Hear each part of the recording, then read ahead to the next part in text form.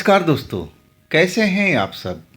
मैं हूं राज शर्मा और आप देख रहे हैं यूट्यूब चैनल हाईवे नाइट। दोस्तों, आज की कहानी उत्तर प्रदेश की है। ये जो कहानी हमें भेजी हैं उनका नाम रानी है। लेकिन ये जो नाम मैं आपको बताने जा रहा हूँ, सारा कुछ सब नाम बदला हुआ है प्राइवेसी की वजह से। ये कहानी रानी जी बताती हैं कि उनके पड़ोस की है। साल था 2010। उनके पड़ोस में एक परिवार रहता था। 2 मंजिला घर था और अच्छे खाते पीते घर थे। 2 भाइयों का मकान था। थोड़ा एक गली छोड़ करके उनके छोटे भाई रहते थे और उनका जो एक रेस्टोरेंट टाइप का था, होटल टाइप का, और उसमें रहते भी थे छोटे भाई उनके, और दुकान भी थी मिठाई की। जो भी था रेस्टोरेंट वगैरह का था वो चलाते थे। उनकी भी एक बेटी थी। आज जो ये घटना जिनके साथ में हुआ था वो रानी जी के थोड़ा बगल में ही था, पड़ोस में था। 2 मंजिला घर जिसका मैं जिक्र कर रहा हूँ। और वो उनके बड़े भाई थे, जो रेस्टोरेंट का काम करते थे, उनके बड़े भाई थे। लेकिन थे दोनों अलग अलग, अलग अलग काम था और दोनों पैसे वाले लोग थे। काम अच्छा चल रहा था। अब जो 2 मंजिला मकान था ना, उसमें 3 बच्चे थे। 3 में से 2 तो लड़की थी और 1 लड़का। और जो बड़ी लड़की थी उसकी उम्र उस टाइम में 19 साल के आसपास का था। मैंने उसका नाम एक सोच रखा है, मीनू। तो मैं उसका नाम मीनू रख देता हूँ ताकि कहानी में आसानी हो। मीनू अब 19 साल की हो गई थी और अपने जो छोटे भाई बहन थे सबके साथ मिल व्यवहार करके रहती थी। लेकिन कभी कभी आपस में उन दोनों का, तीनों का छोटे मोटे झगड़ा भी हो जाता, जैसे हर घर में होता है भाई बहन में, ऐसा ही हो जाता था। लेकिन ऐसा कोई बड़ा काम घटना नहीं हुआ था।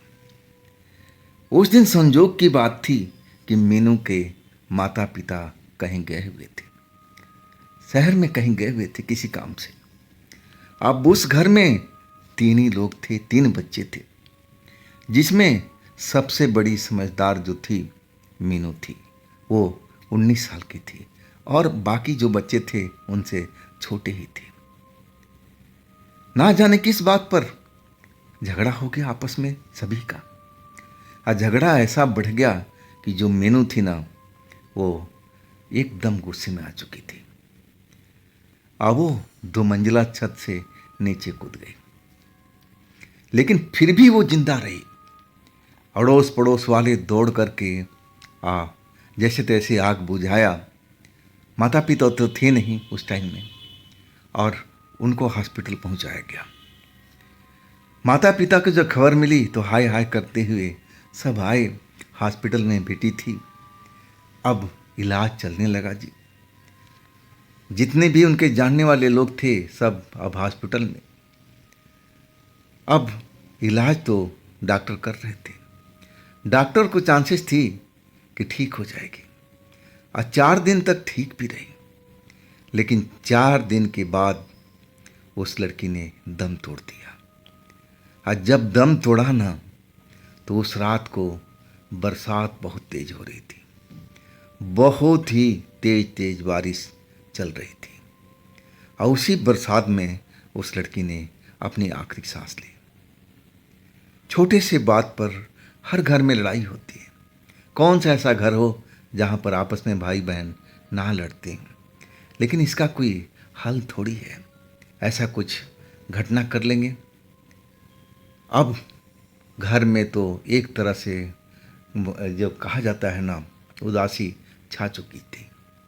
जो जहाँ जो भी सुन रहा था सब आश्चर्य में पड़ जाता कि अरे वो तो पढ़ी पढ़ी लिखी समझदार लड़की थी, कैसे क्या कर लिया। अब क्या किया जा सकता है, जो हो चुका वो हो चुका।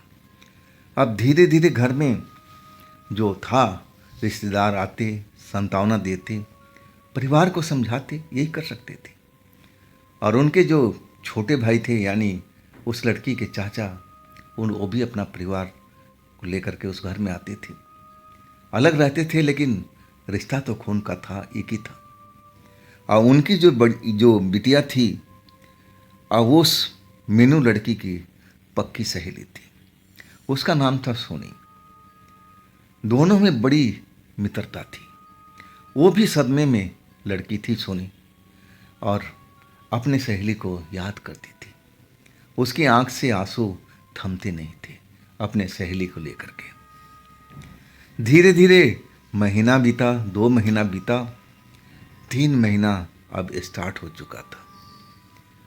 और अचानक वो जो मरी हुई लड़की जिसका नाम मीनू था, अब उस गली मोहल्ले में दिखाई देने लगे। पड़ोस के जो भी लोग कभी रात को गली में निकलते ना, तो लड़की रात में गली में घूमती हुई मिलती थी। और सबसे बड़ी पहचान उसकी ये थी, चेहरा तो, शरीर तो जला हुआ दिखता ही, लेकिन मिट्टी का तेल का जो बदबू होता है ना, वो पहले लोगों के नाक तक पहुंच जाती थी। और वो बदबू समझ करके और वो पहचान जाते, अरे ये तो मीनू है, मीनू आ गई, मीनू आ गई। अब वो मीनू आत्मा बन करके अब गली में, मोहल्ले में भटकती रह रही थी। शाम होते ही लोग बाग डर जाते, अब अपने घरों में चले जाते। अब तो ये आए दिन की बात हो चुकी थी। धीरे धीरे अब समय भी बीतता तो जा रहा था, और ऐसे ही समय बीतते बीतते लगभग अब 4 महीना से ऊपर हो चुका था उस लड़की को मरे हुए, वो भी हॉस्पिटल में। अब घर वाले जो गम मनाना था अब तो मना ही रहे थे, अपनी बिटिया को याद ही कर रहे थे। और जो मीनू के चाचा थे, जिनकी रेस्टोरेंट थी, मिठाई का दुकान, समोसा वगैरह का, बरसात का रात था, वो रात के करीब 9 या 10 बज रहा था और तगड़ी बरसात हो रही थी। अब उस दुकान पर ग्राहक कोई नहीं था, और मीनू के चाचा सोच रहे थे कि अब थोड़ा देर देख करके अब दुकान को बढ़ा लिया जाए, क्योंकि इतनी तेज बरसात हो रही है, अब तो ग्राहक कोई आएगा नहीं। लेकिन तभी एक लड़की बारिश से अंदर आती हुई दिखी। ना तो कोई छतरी, ना कोई पानी से बचने का उपाय। आज सीधा काउंटर के पास आ गई, जहां पर मीनू के चाचा बैठे हुए थे। अब अपने काम में लगे हुए थे। मीनू के चाचा ज़्यादा विशेष ध्यान नहीं दिए, बस अपना काम करते हुए कहने लगे, अरे हाँ बिटिया, क्या चाहिए आपको? तब मीनू ने आवाज़ दिया कि मुझे 2 समोसा चाहिए, और पैसे भी पकड़ा दिए। और फिर पैसे भी ले लिए मीनू के चाचा, और समोसा हाथ में लेकर के पैकेट में डाल करके, और जब देने के लिए हाथ बढ़ाया ना, तो देख करके एकदम हैरान रह गए थे। उनके सामने उनकी भतीजी मीनू खड़ी थी। जैसा लोग बाग बताते थे, लेकिन समझते थे मीनू के चाचा कि लोग बाग जो बोल रहे हैं ना, अफवाह है, ऐसा हो ही नहीं सकता। मेरी भतीजी आत्मा भूत बन ही नहीं सकती, ये लोग बाग हमारे परिवार से जलते हैं। इस तरह की उनकी सोच थी कि ऐसा नहीं हो सकता कि भूत प्रेत बन जाएगी। वो नकारते थे, लोगों को समझाते थे कि नहीं भाई, ऐसा नहीं हो सकता, मेरी भतीजी भूत नहीं बन सकती। लेकिन जब अपनी नज़र से उन्होंने देखा तो उनके रूह कांप गया था। चेहरा जला हुआ और हाथ जो उसका था वो भी जला हुआ। जिस तरह से जली थी वो साफ दिख रहा था, वो मीनू ही थी। और अब तो मीनू के चाचा के हाथ कांपने लगे, और वो लड़की ने समोसे तो ले लिए थे। अब फिर अपने चाचा की तरफ देखकर कहने लगी, अरे चाचा, मेरी सहेली कहाँ है? सोनी। चाचा के बिटिया का नाम था सोनी। तो पूछने लगी कि मैं अपनी सहेली से मिल के जाऊँगी, मुझे अपनी सहेली को अपने साथ लेके जाना है। अब जो सोनी के पापा थे, यानी मीनू के चाचा, अब उस लड़की की तरफ आंख उठा करके घूर कर देखा। अपनी लड़की का मामला था। अब एक भूत लड़की जो बन चुकी है, अब जिंदा लड़की को कैसे लेके जाएगी भाई? अब उनको अब लगने लगा कि मामला ठीक नहीं है। ये लड़की मेरी बेटी को अब यहाँ से लेके जाना चाहती है। अब फिर वो गुस्सा हो चुके थे कि भाग जा यहाँ से बेटी, दोबारा इस घर की तरफ आना भी मत, निकल जा यहाँ से। अब जो मीनू थी चाचा पर नाराज भी हुई कि चाचा ऐसे कैसे डांट सकते हैं, वो तो मेरी सहेली है। और कहने लगी कि चाचा, वो तो मेरी सहेली है, परम प्रिय है, क्या मैं उससे मिल नहीं सकती? उसके साथ हम खेल नहीं सकते? बाहर नहीं जा सकते? अब तो मैं उसको अपने साथ लेके जाऊंगी। लेकिन सोनी का जो पापा थे अब बहुत ज़्यादा चिल्लाने लगे। और उनके चिल्लाना देख के, घर तो पास में ही था, घर के अंदर ही दुकान थी, तो उनके परिवार के लोग भी आ गए थे। सारा परिवार ने देखा कि वो मीनू हुई थी जो मर चुकी थी और बारिश में भीग रही थी, लेकिन कपड़ा उसका जरा भी गीला नहीं हो रहा था। कमाल की बात थी। जब सारे परिवार इकट्ठा हो गए और उनकी जो बेटी थी, मीनू की सहेली जो थी सोनी, वो भी उसने देखा था कि वो तो मेरी बहन खड़ी है, लेकिन वो भूतनी बन चुकी है। और इसके बाद जब इतने लोग इकट्ठे हो गए ना, तब वो लड़की बारिश में भागती हुई ना जाने कहाँ चली गई। अब पूरा जितने घर के लोग थे, सारे लोग डर चुके थे। उन्होंने तो अफवाह सुनी थी कि सोनी जो मीनू है वो भूत बन चुकी है, लेकिन विश्वास नहीं करते थे वो कोई भी। लेकिन अब जो अपने आंखों से देखा था ना, तब उनको विश्वास होने लगा। लेकिन मामला यहीं तक उन्होंने दबा के रख दिया। ना तो ये घटना अपने बड़े भाई को यानी मीनू को, पापा को बताए। आप यही सोच के नहीं बताए कि भाई हमारा विश्वास करेगा कि नहीं करेगा, और कहेगा कि मेरी बिटिया को तुम बदनाम कर रहे हो, झूठ बोल रहे हो। यही सब सोच करके जो सोनी के पापा थे वो चुप रह गए। अपने परिवार वालों को भी समझा दिए कि देखो, कोई भी किसी से पड़ोस में भी ये बात नहीं करेगा। तुम समझ लो कि वो लड़की यहाँ पर आई ही नहीं थी, और मामला रफा दफा उन्होंने वहीं कर दिया। लेकिन इसके अगले ही दिन उन्होंने अपना इंतज़ाम करवा लिया कि वो लड़की ना आए। लेकिन इंतज़ाम कराने से पहले जब वो तांत्रिक को बुलाने गए थे, और उससे पहले जो उनकी बेटी थी सोनी, वो बीमार पड़ चुकी थी। तेज तेज बुखार आ चुका था और आंखें एकदम लाल लाल हो गई थी। बुखार में बड़बड़ा रही थी कि वो मेरे सामने खड़ी है, वो मुझे लेने के लिए आई है। अब घर वाले सारे डर चुके थे। रात का ही तो मामला था, रात में ही तो पूरा परिवार देखा था। जब सोनी के पापा तांत्रिक लेके पहुंची ना, तब अपनी बिटिया का पूरा हालात की जानकारी हुई। अगर उन्होंने देर किया होता तांत्रिक लाने में, तो हो सकता था कि उनकी बिटिया को वो आत्मा अपने साथ लेके चली जाती। लेकिन अब तांत्रिक बाबा आ चुके थे और जो भी प्रबंध करना था उन्होंने कर दिया। अब एक तरह से बिटिया भी जो सोनी थी, तबीयत खराब हुआ था, बुखार चढ़ा हुआ था, आंखें लाल लाल और बड़बड़ा रही थी कि वो मेरे सामने खड़ी है, अब मुझे नज़दीक आ गई है, मुझे बुला रही है, मैं अब उसके साथ जाने वाली हूँ। इस तरह की बातें कर रही थी और आंखें फटी फटी सी दिखाई दे रही थी। अब जो भी परिवार वाले वो तो पहले ही डर चुके थे, लेकिन जब तांत्रिक बाबा आ गए ना, तब उनकी हिम्मत बंधी। तांत्रिक बाबा ने पहले तो झाड़ फूक सोनी को किया। सोनी जब सही हो गई ना, तब उन्होंने पूरा घर को बंदिश किया। उनका दुकान से लेकर के आगे तक जमीन को उन्होंने बांध दिया था।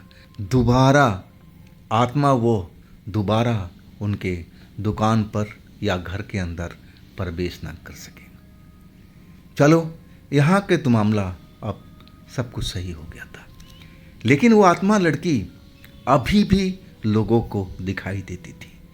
और जब भी दिखाई देती ना, तो उससे पहले मिट्टी का तेल यानी घासलेट का बदबू लोगों के नाकों में आ जाता था, और लोग बाग उस बदबू को समझ जाते थे सूंघ करके कि अरे मीनू आ गई, मीनू आ गई, और सब अपने अपने घर की तरफ भाग जाते थे।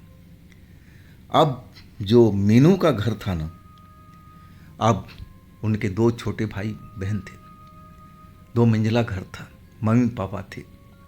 अब उस घर में, जिस घर में आग लगा के जली थी, उस घर में तो किसी को आने ही नहीं देती थी। और अपने जो छोटे भाई था, जिसे शायद लड़ाई झगड़ा हुआ होगा, ये तो पता नहीं, सुनने में ये भी आया कि उसकी गला दबा करके मारने की कोशिश किया था।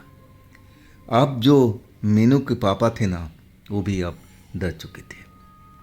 अब उनका हिम्मत नहीं पड़ रही थी कि वो 2 मंजिला घर में रहें। और आखिरकार मीनू ने इतना उत्पात किया उस घर में कि लोगों को रहना मुश्किल कर दिया था। कभी बहन के साथ हमला करने पर उतारू हो जाती, कभी छोटे भाई के साथ में, ऐसा ही चल रहा था। कभी मम्मी के पास चली जाती थी, कभी पापा से बोलती कि अब तो तुम खुश हो ना मेरे मरने के बाद में।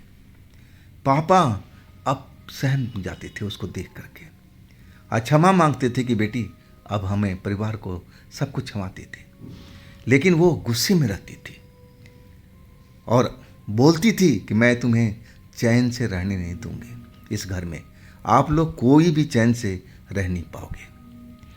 तब मीनू के पापा अपने छोटे भाई से मिले, अब पूरी हालात की जानकारी दी कि छोटे, मेरे परिवार में, मेरे घर में ऐसा कुछ चल रहा था।